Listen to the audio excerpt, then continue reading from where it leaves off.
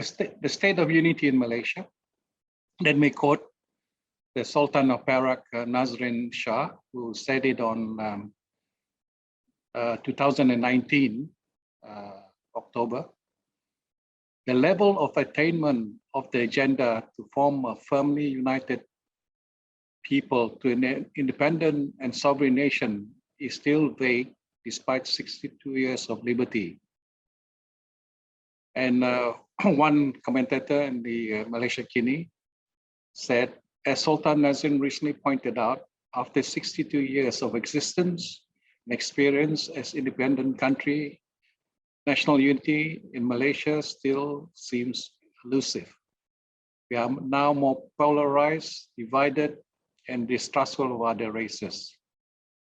So probably these two quotes sums up the current situation. But here I'd just like to make a slight correction. Of course, when you're Malayan, you talk about 62 years of Malaysia. But for us, we know we're only 58 years of Malaysia. And this is where they get more confused with the dates. So what is G25 about? So G25 is Voices of Moderation and plays a role moderate Islam in constitutional democracies such as ours in Malaysia. So what's interesting about G25 is that it comprises of a loose group of prominent Malay Muslims, comprising of retired senior civil servants, academics, professionals, ex-judges, ambassadors, ex-university professors and medical experts. Some were reappointed as House Speaker. The previous House Speaker was a member of G25. And some of our current medical doctors assigned or chair some committee or commission in places like World Bank and World Health Organization, the United Nations, and so on. So even though they have retired, they're still active participants in Malaysia in various roles and expertise. So how did this G25 come about?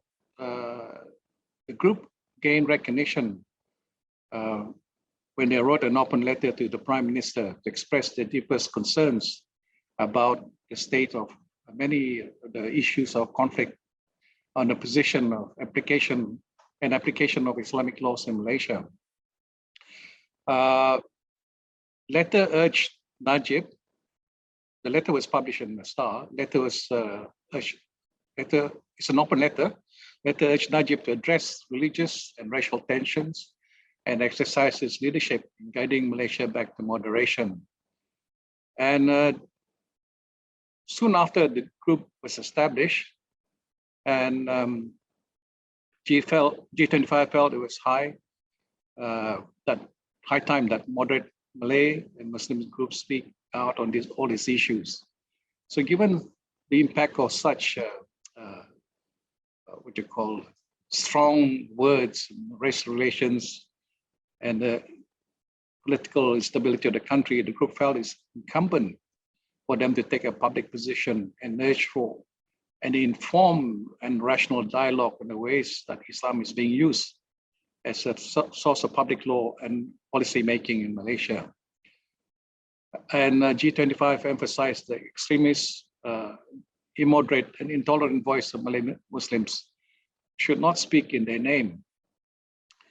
At first, Prime Minister Najib refused to meet the group, and due to political pressure by various bodies, he decided to meet us after all. And I was present at the first meeting of G25 with Prime Minister Najib in his office. And we call ourselves G25, but we are not only 25 now. We started as a group of 25 in numbers, but I think as of now, we have gone through many more numbers,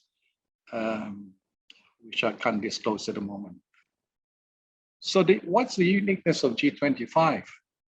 And here, compared to the other organizations that we know of, NGOs, civil society, we don't have any organizational structure, and we're not a registered body. Yet, we are forceful, and in the public domain, our words are often reported, our activities are often reported, and we are often engaged in debates with other organizations and invited by ambassadors, especially foreign investors who wants to know more about the situation in Malaysia. So we are recognized despite having no organizational structure and not a registered body. It is led by Tan Sri Sharif, our dear friend, who was, I think, the SUT of the Treasury at one time, a high-level ranking civil servant, who devoted his personal life after retirement for the betterment of Malaysia. And voluntarism and personal sacrifices is the key for G25 success. None of them are paid. They're all living on pensions, but the dedication cannot be compared to any other people because they have personally made their sacrifices and spent a lot of time in achieving the objectives that was earlier set in the G25 letter to the Prime Minister. What it makes it work is excellent teamwork, leadership, and networking. And while all of us are doing something else, G25 members are busy exchanging notes through email and other media medium to come up with a press statement on issues that concerns us all. So, for example, if we want to come up with a press statement, somebody will draft it from one of the groups. It's circulated among all the members for comments or editing, and it's released in the media. And newspapers like The Star has been friendly and supportive, and whatever we have put out is always reported in The Star with a question. And how we survive, we depend on donations and media support for our activities, for publicity and so on. So we don't have any fixed income, and we depend on the generosity of the public for our activities. 2 years ago, we formed EdUnity, and it's now a G25 vehicle to educate the public. This is more of an education foundation, which we use to hold public seminars or talks and educational things to what you call disseminate some of our views to the general public. G25 published books and reports, and I'll talk about that a bit later. One of the books, the first one we published was banned by the federal government, and we went to court to get it back in public domain. So G25 tackle Islamic issues. So the best thing of describing G25 activity is, I thought, to go through the headlines. And what you're seeing here are actual headlines like G25 is concerned. The first one, G25 is concerned over tabling of bills on religion. And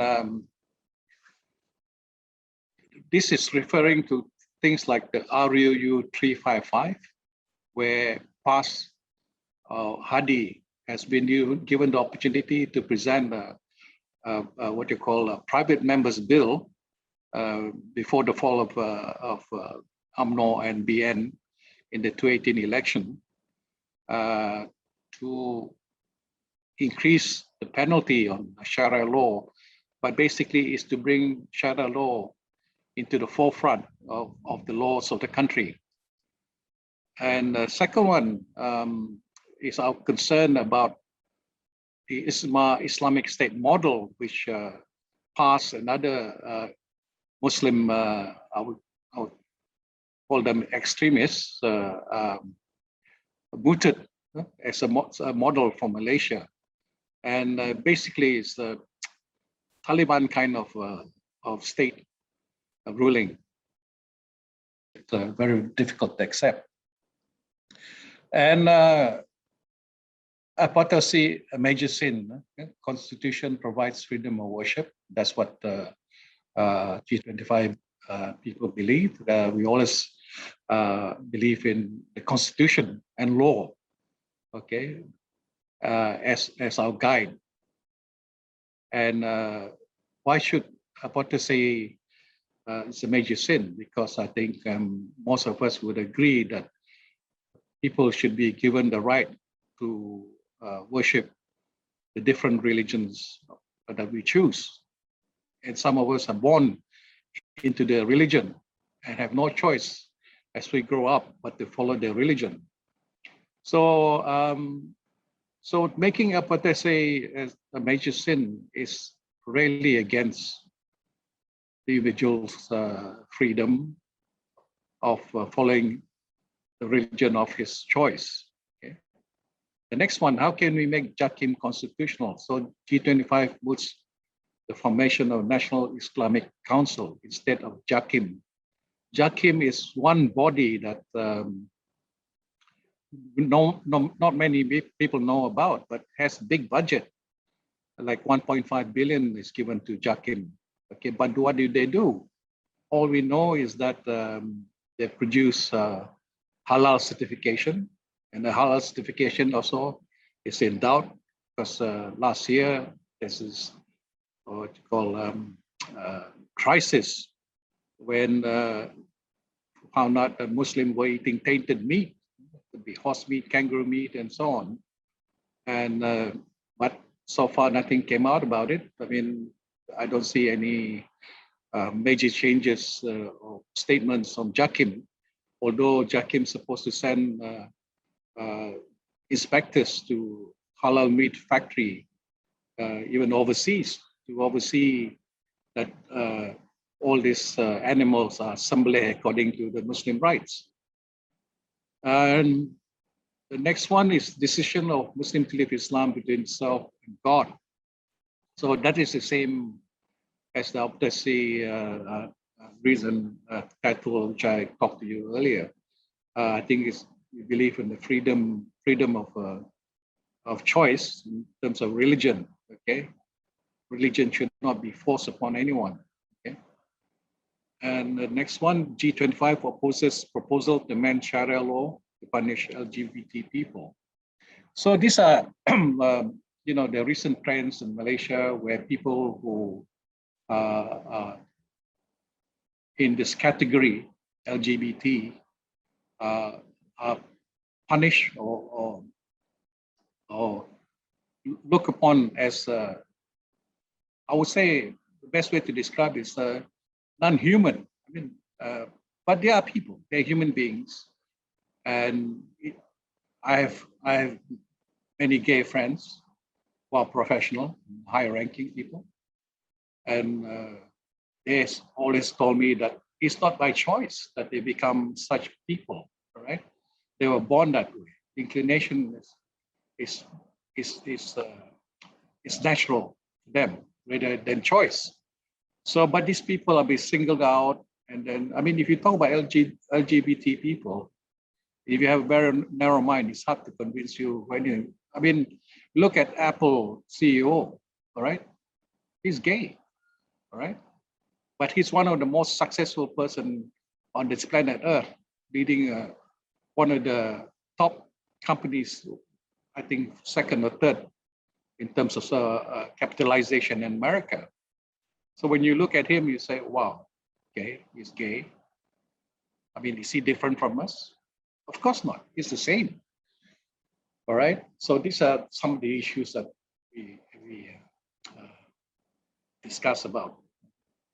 Should not have a narrow view and punish these people. I mean, we have a case now of that lady, the cosmetic person who's in Australia, being hounded by police and so on, religious people, because of a transgender appearance. And the next one, G25 challenges Deputy Minister authority to instruct states on LGBT enforcement. So we do not think that the state apparatus should be used to go after these groups of people, and based on human rights and so on.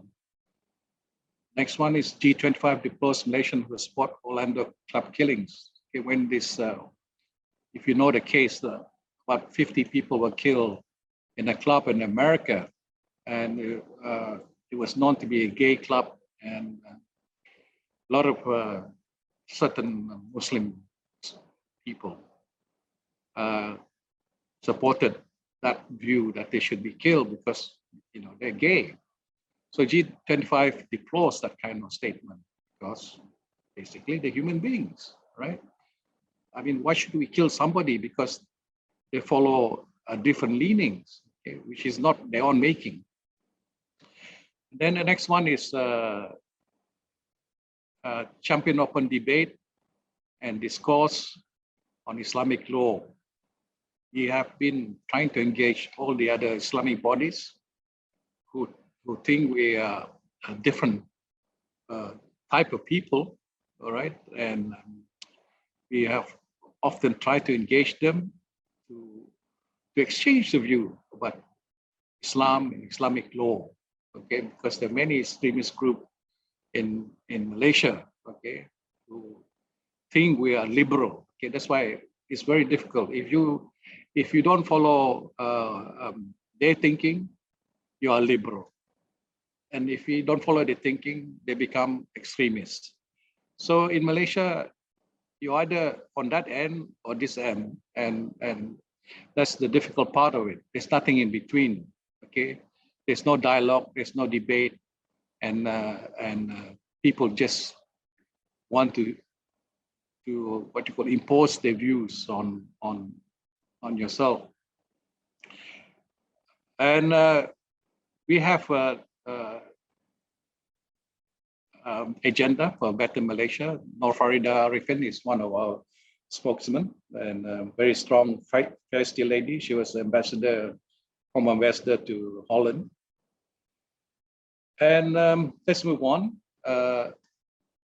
Next page, G25 transcends a civil society. So we started as more of an Islamic perspective, but then, in Malaysia, it's very difficult to separate politics from religion, religion from politics, and so on.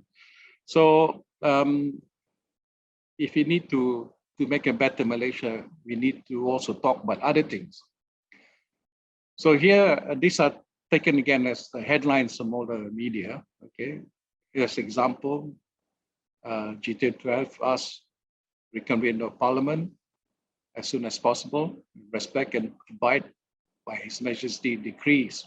This is when we had this crisis and so on, where the king had to decide who has the majority to form the government. So G25 came out with this statement. And the second one, G25 calls for parliamentary panel to probe claims of police cartel and corruption. I think everybody heard it. The last IGP left a mark in the sense that he said, the police itself is being controlled by some police cartel and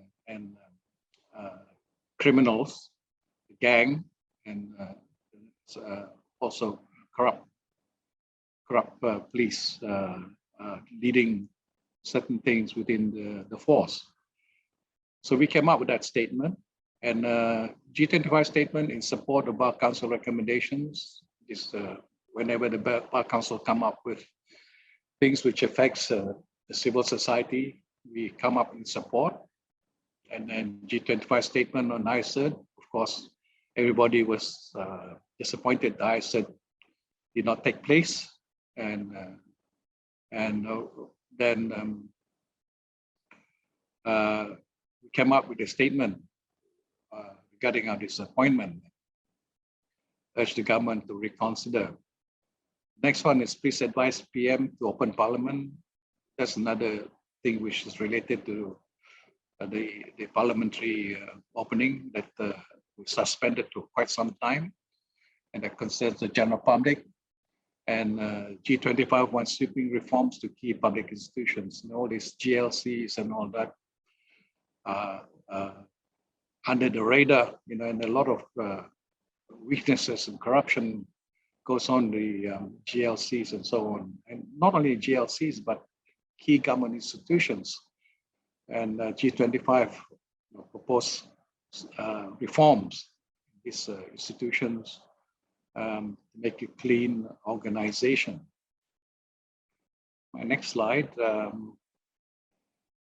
Criticisms of G25 and the battle of minds. So answering the critical G25 is a full-time job for members. And these are all the headlines again, okay? The media. G25, we're not seeking to reform Islam. People fear that moderate Islam people like us are trying to reform people like PAS and conservative Islam. Okay, just because you support LGBT doesn't mean you encourage LGBT in Malaysia.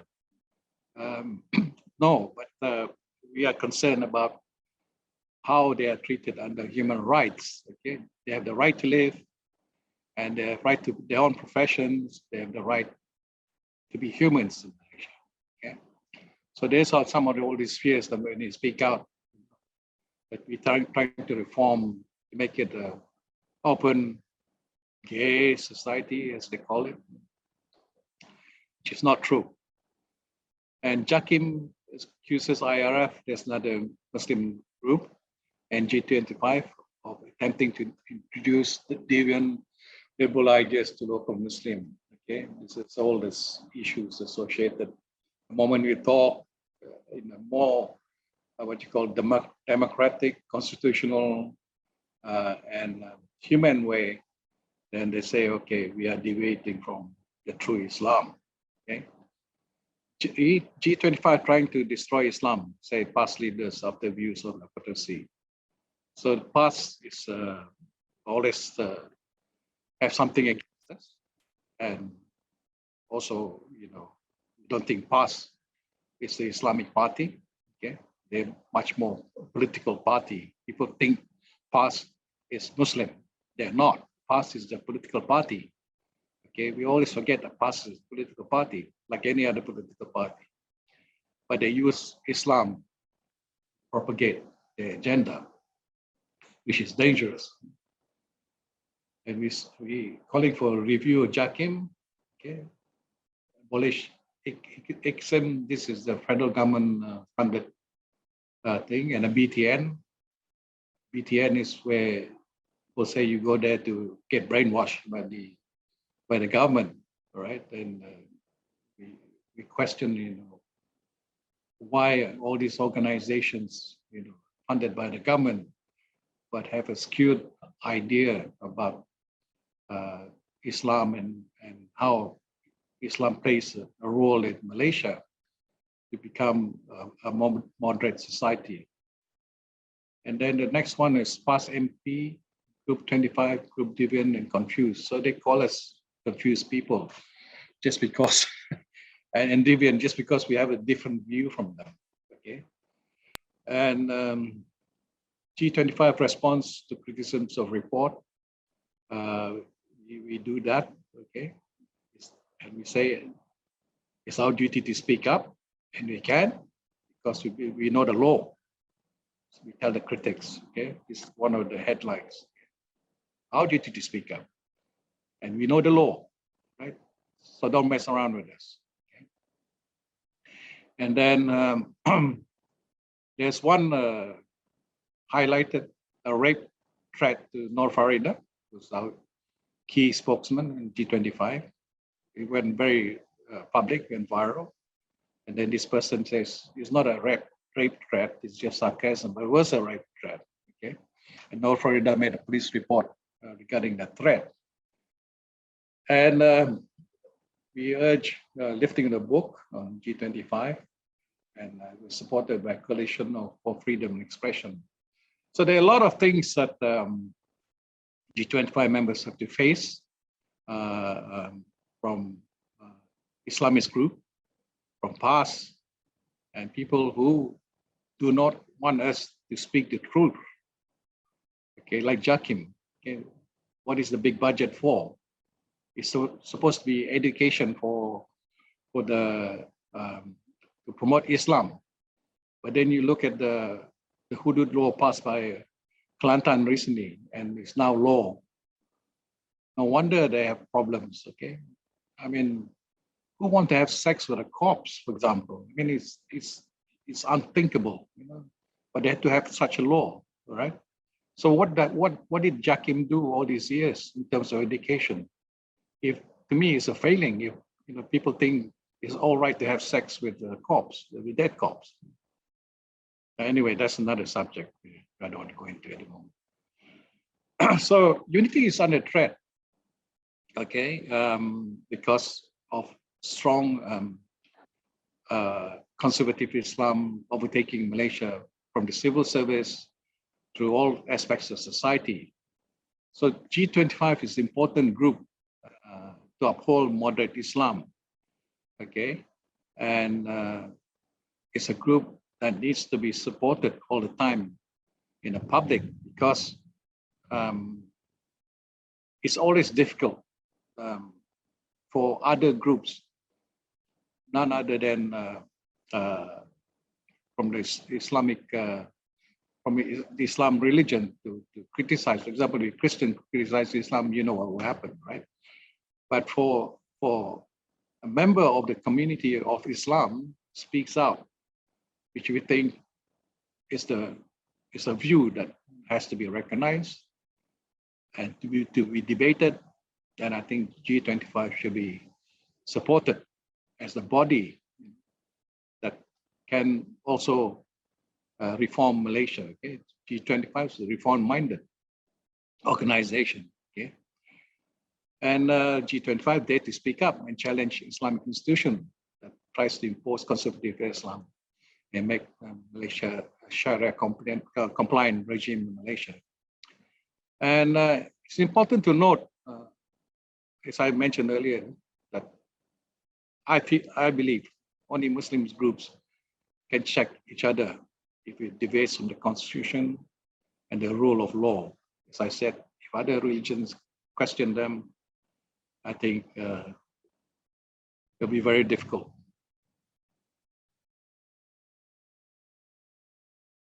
So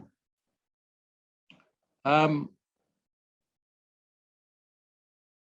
will end my talk there by saying that my slideshow also by saying that in Sabah and Sarawak, we still are lucky in the sense that because of our history, culture, and background, that we have respected each other for all these years. And we should keep it that way, okay? We live in a multi-racial, multi-religious country with so many ethnic background, more than Peninsula Malaysia. We have about 50 ethnic groups here, all right, that share this Borneo Island. And we should keep it that way, that extremist views should not come to our side. I mean, I just read before I came, PAS intends to stand in state election 15 seats.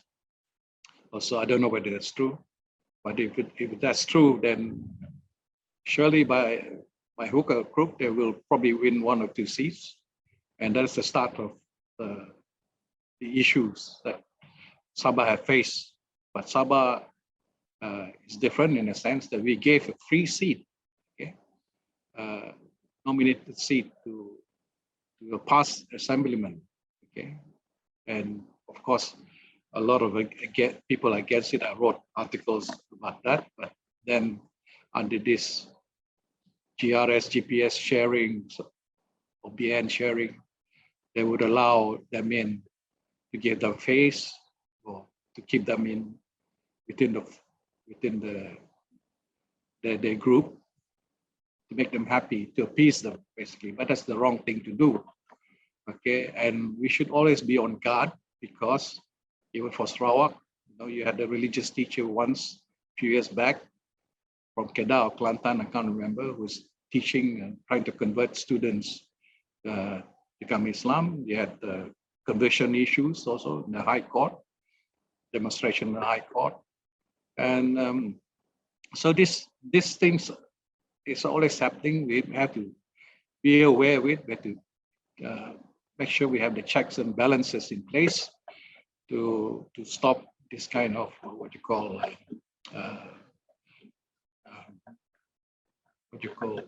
views that is not consistent with a peaceful democratic state.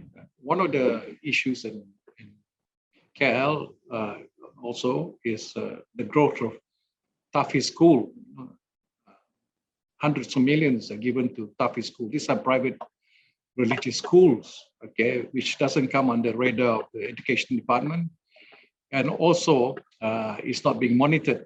Okay, so can you imagine that if you send all these students to Tafi school, and then they complete the studies, they become adults, and all that, what kind of view that they have on Islam? I mean, it's very worrying for moderate people like us who believe in our religion. I always say that for people like Muslims like us, it's always difficult to be a good Muslim, because whether you pray 5 times a day, whether you go to Umrah, Hajj, whether you fast 30 days and give sedekah to the poor, on that, and you uphold the religious teachings, the basic religious teaching of peace in Islam and all that, that is not enough, okay, for Muslims in Malaysia. And sad to say, that it is not enough. Okay, we have to be better than what I have said. Okay, although we follow that basic living as a Muslim, right? People like past wants us, to dress like the way they are. Okay, to ban Christmas, to do all kinds of things which is not in tune with secular Malaysia, because G25 believe in secular Malaysia, all right, and it's in our constitution. We believe we should keep it a secular nation, but we accept Islam as being the official religion. So thank you very much for this presentation. Thank you.